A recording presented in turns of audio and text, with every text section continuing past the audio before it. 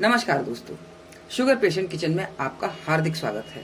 दोस्तों, गर्मियां शुरू हो गई हैं और गर्मियों के साथ ही शुगर के मरीजों का डिहाइड्रेशन भी शुरू हो जाता है।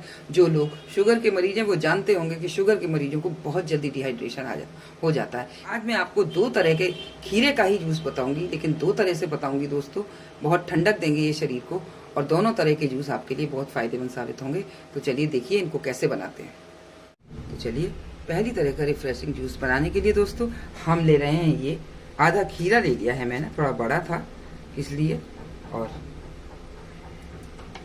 इसको मैं काट के अपने इस मिक्सी जार में डाल देती हूँ। आप चाहें तो ब्लेंडिंग जार का भी इस्तेमाल कर सकते हैं और आप चाहें तो आप जूसर में भी, अगर आप ज़्यादा मात्रा में निकाल रहे हैं तो इस जूस को जूसर में भी आप निकाल सकते हैं। सिंगल सर्विंग है ये। आप अगर ज़्यादा लोगों के लिए बनाना चाहते हैं तो इसी हिसाब से आप सारी क्वांटिटी को आप बढ़ाते जाइए। ये आधा मेरे पास करेला है, इसको भी मैं इसमें डाल देती हूँ। अब हम डाल देते हैं दोस्तों इसमें ये आधा इंच अदरक का टुकड़ा। ये भी हमारे शुगर को कंट्रोल करने में हमारे लिए बहुत हेल्पफुल साबित होता है।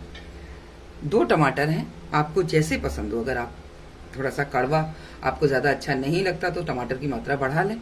अगर आप थोड़ा कड़वा जूस पी सकते हैं, जो कि शुगर के रोगियों को बहुत फायदा करता है, तो आप एक ही टमाटर रखें।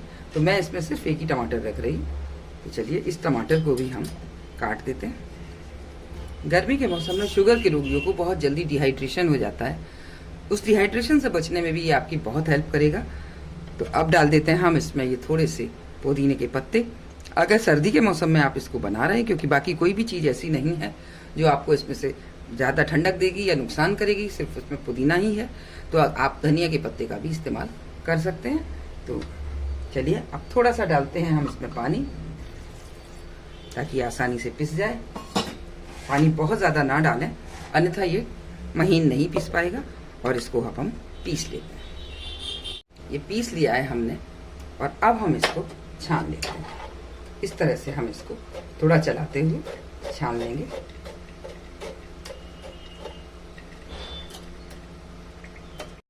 तो ये देखिए, ये पहला जूस हमारा बनके तैयार है दोस्तों। ये जो बचा हुआ इसका पल्प है, इसको आप चाहें तो फेंक सकते हैं। अगर आप नहीं चाहें तो आप इसको आटे में गूंदकर इसके रोटी या पराठा भी बना सकते हैं।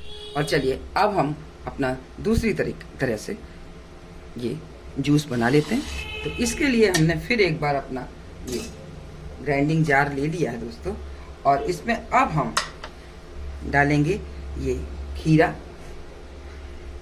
अगर आप करेला पसंद नहीं करते तो ये जूस है आपके लिए, जो आपकी डायबिटीज़ भी कंट्रोल करेगा।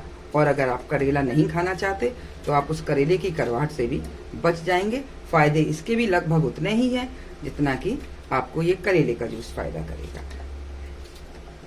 लेकिन करेले वाला जो जूस है दोस्तों, ये इंसुलिन लेने वाले लोगों के लिए बहुत फ़ायदेमंद साबित होता है।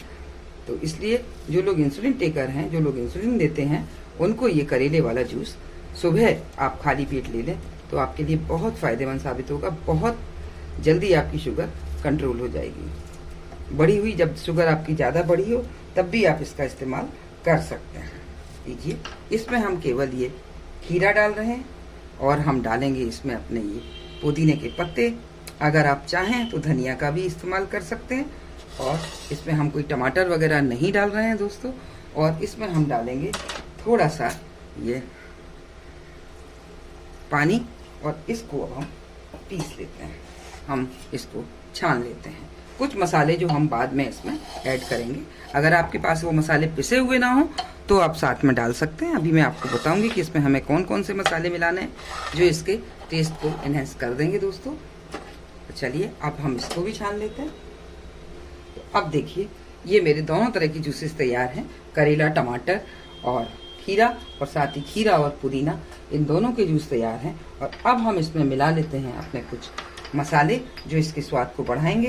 तो सबसे पहले काला नमक, इन दोनों में ही जाएगा दोस्तों। भुना जीरा पाउडर, ये भी इन दोनों में ही जाएगा। और काली मिर्च का पाउडर, ये भी जाएगा इन दोनों में ही दोस्तों।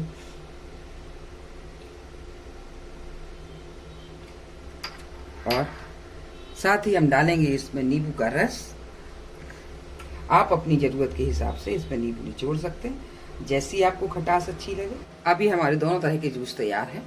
गर्मियों में आपको ठंडक देंगे, बार बार डिहाइड्रेशन अगर हो जाता है, जैसे कि शुगर के मरीजों को बार बार डिहाइड्रेशन होता रहता है, तो उससे भी आपको बचाएंगे और साथ ही साथ आपके शुगर को भी कंट्रोल करेंगे। बहुत सारा विटामिन है इसमें जो आपके शरीर को मजबूत भी रखेगा। साथ ही अब ये बचता है हमारे पास ये दो तरह का पल्प। ये हमारे पास पुदीना और खीरे का पल्प है और ये मेरे पास टमाटर करेला वगैरह का। तो इसको आप चाहें, इस टमाटर करेला के पल्प को आप चाहें तो आटे में गूंद के आप इसके पराठे बना सकते हैं, लेकिन ये इनको दोनों चीज़ों को फेंकने की आपको ज़रूरत नहीं है। और इसमें आप खीरा और जो पुदीना है इसमें आपको आप थोड़े से दही में मिला के और थोड़ी सी अगर चाहें तो आप बेसन की बूंदी इसके ऊपर डाल के बहुत शानदार रायता बना सकते हैं। तो आप इन चीज़ों को खाइए, आप अपने आप को स्वस्थ रखिए, शुगर को कंट्रोल रखिए, टहलते रहिए, एक्सरसाइज करते रहिए और अच्छी चीज़ें खाइए जिससे कि आपकी शुगर कंट्रोल रहे।